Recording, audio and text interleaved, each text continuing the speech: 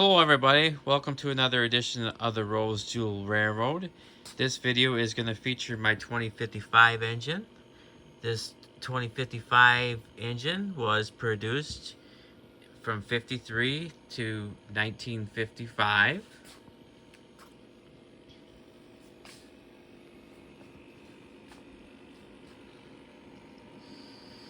This particular one was produced in 1953. I know this because it has the slope back tender versus the coffin style tender.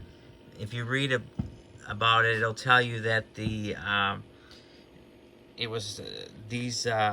tenders were first produced, and so that would make this a 1953 model.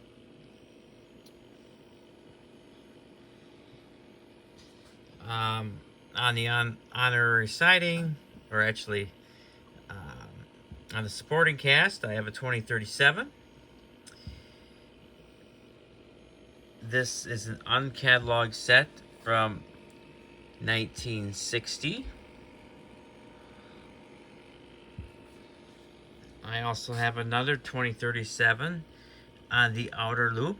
This is a childhood set of mine that was cataloged in 1958.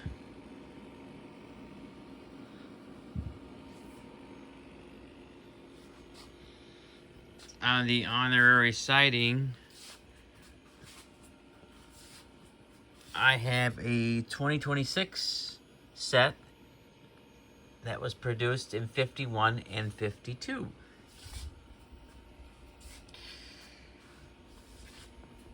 My featured locomotive tonight, it does have magnet traction, it does smoke, it does have a headlight, forward, reverse, neutral of course. Yeah, it has kind of all the bells and whistles for that era. This does have the stapled in trucks, which that's what I prefer. These other ones, like this one was made in 1958. It's got the plastic trucks on it. They still work good, but it's not as nice as the slightly older version. I have the catalogs out here for this video. So the featured engine is right here. This is the 2055. This is the 1953 catalog. Yeah, even this one shows the coffin style tender. But like I said, if you read about it, it'll tell you that it was made with the slope back tender in the beginning. I have noticed this set has been produced with different color cars and whatnot. Mine has got the green gondola with the slightly different barrels, and I've got the maroon grain car back here, but they're about the same. And my 2037 set from 1958, there it is right there. Its counterpart was the famous Girls Train, which was also a 2037.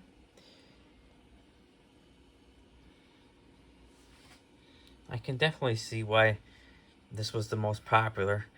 I mean, obviously everybody seeks after the Girls Train now, but you know, that's a hindsight. You know, I think this set that I have is a very nice set, and it's got the you know, cars with it, which it's got some play value if you're a kid and whatnot. The other 2037 set I have, that's an uncatalogued set from 1960. Here it is right here. And I said this before in another video. This book here, I went through it pretty fast, but if you're trying to figure out uncatalogued sets, this book here by this author is really good. I mean, there's a lot of details, and he did a lot of research. But these uncatalogued sets, you just can't find out much Googling it on the internet. But I don't know where this gentleman found out this information, but he did. But anyways, moving on here. On the honorary sighting, I have my 2026. I have a 1951 catalog out here. And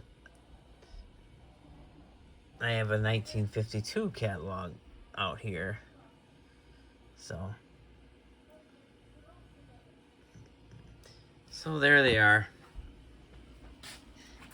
So I'll start these up.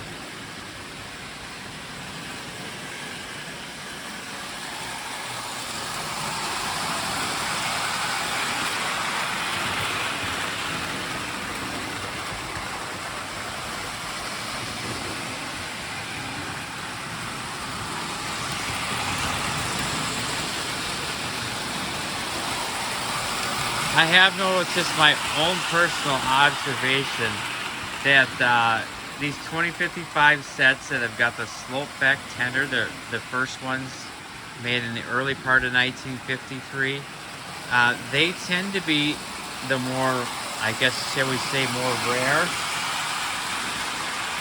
You know, sets harder to find and whatnot.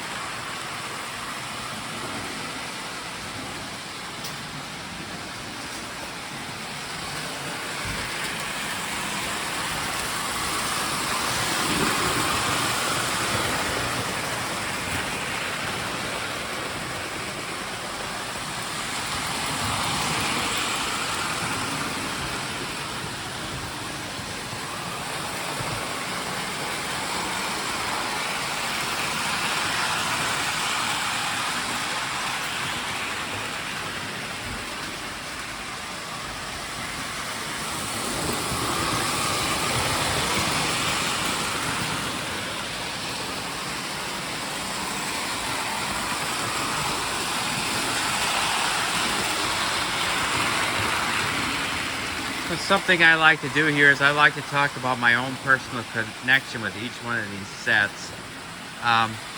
This 2055 set, I can't say is a childhood set. I got it about 5 years ago. I found it on Craigslist. It was actually my first Lionel set, say from the 1950s or older era. I can't say it's my first post-war. I had some from like the 60s. And if you watch some of my older videos, I talk about that 2037 set that's going around the outer loop. That's actually a childhood set of mine. But like I admitted in the other video, I did not have the engine and tender with that set until more recently. So, like I said, that 2055 set is actually my, that's my first, shall we say, earlier post-war set, you know, 1950s, 1940s era. And originally, when I bought it, I was just going to buy one set from that era, and of course I was going to put together my 2037, but I thought, well, I just need a couple of them to represent the era, you know, to put on my shelf and whatnot. But once I got the thing, of course picked it up, seen how heavy it was, picked up the tender, seeing how heavy it was.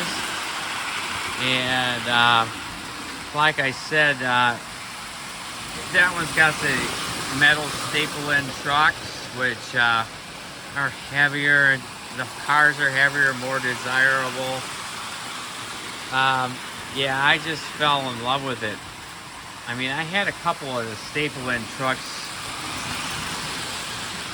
on previous things I've picked up, but to have a whole set like that, that was just really something. So, needless to say, I can give this 2055 set credit for getting me hooked on earlier post-war sets. And since then, I've collected a fair amount of them.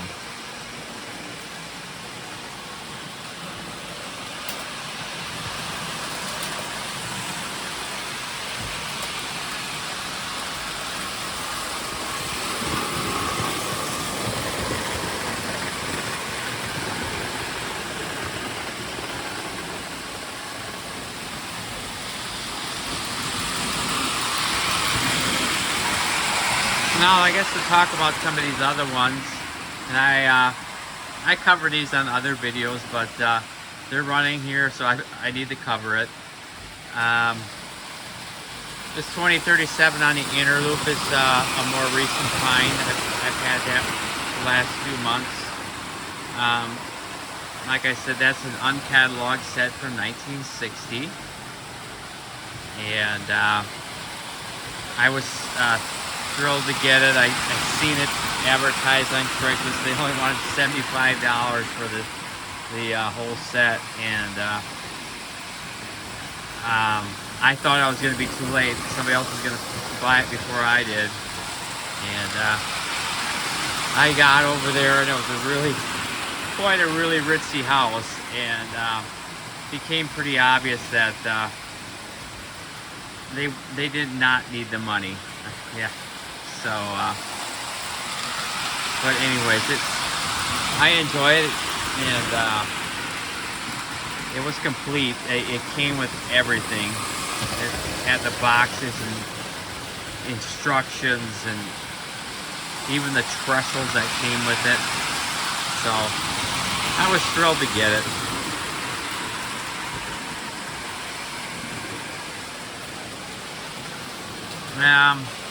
That 2037 I covered on another video too, but I'll give a shortened version of it. I got that set along about 1980. I would have been about 10 years old. Neighborhood kids I used to hang out with, their dad grew up in the post-war. Was having a yard sale, garage sales, whatnot, and of course he was selling his Lionel trains, and so I was interested, and I ended up getting that set minus the engine and tender. He actually held up the engine. See, I got everything for like $20. It was a Scout set, this icing station, this LW transformer.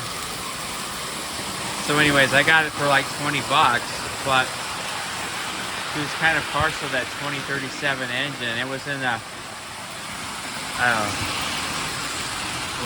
chest or a trunk or whatnot. It had all that Lionel stuff in there with track and whatnot, and he said you can never have everything for $20, but you can't have the engine. And he pulled out the engine, and I never did get it.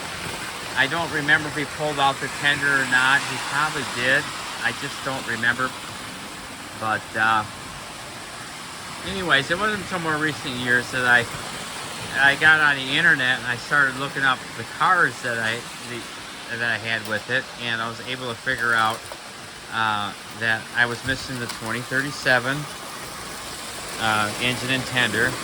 So I bought the correct one that went with this set, and I completed my set. That was an eBay find. spent a little bit more on that locomotive and tender because of that, because I figured, well, geez, I waited 40 years for that locomotive and tender, so I did buy a pretty nice locomotive and tender there.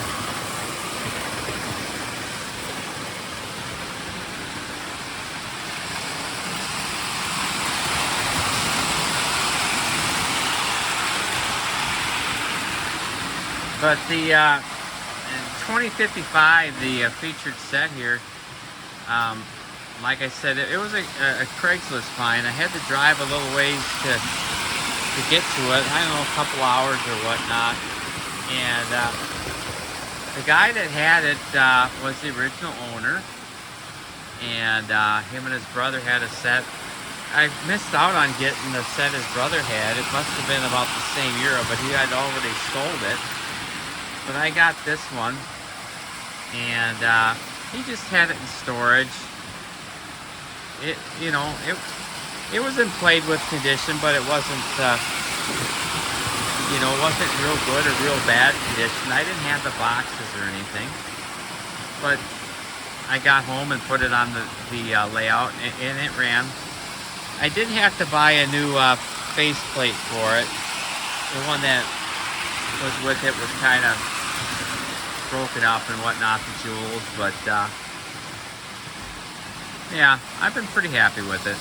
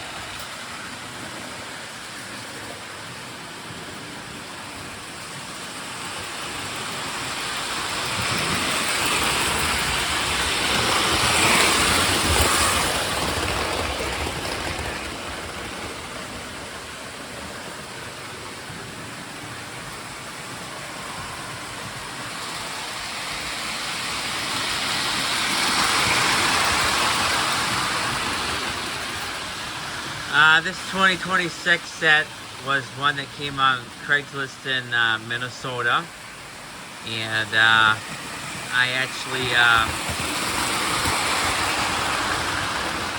I sent the guy an email because I don't know, he was only wanting like $50 for the thing. It had boxes and everything.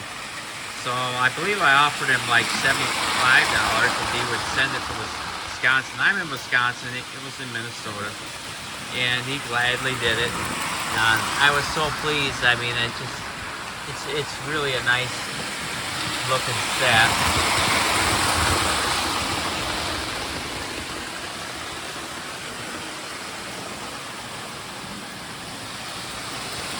But anyways, I think I'm going to sign off here. This is the Rose Jewel Railroad, and please give me a thumbs up if you like it. And I enjoy reading comments, and I definitely could use some more subscribers. I've got more videos than I've got subscribers, so I need to flip that somehow. But even if I don't, I enjoy making these videos, and I'll just keep making them. But you know, I've got post-war Lionel. I've got Mark's trains I need to review.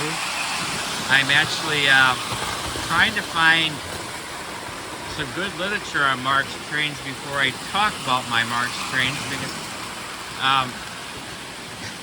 Mark's trains are hard to find good dates and whatnot on them, but I want to do my best to when I feature them and talk about them, to actually know about them and stuff. But if I don't, I'll just do my best otherwise. But yeah, I've got Mark's trains, I've got Williams, and there's different things. I've got, Menards cars and stuff like that, and I got a few MTH things to talk about.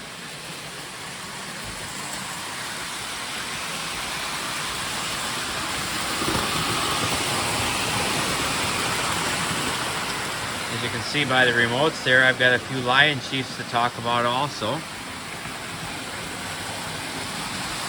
But anyways, this is the Rose Jewel Railroad, and thank you very much for watching, and that's about it. Thank you now. Bye.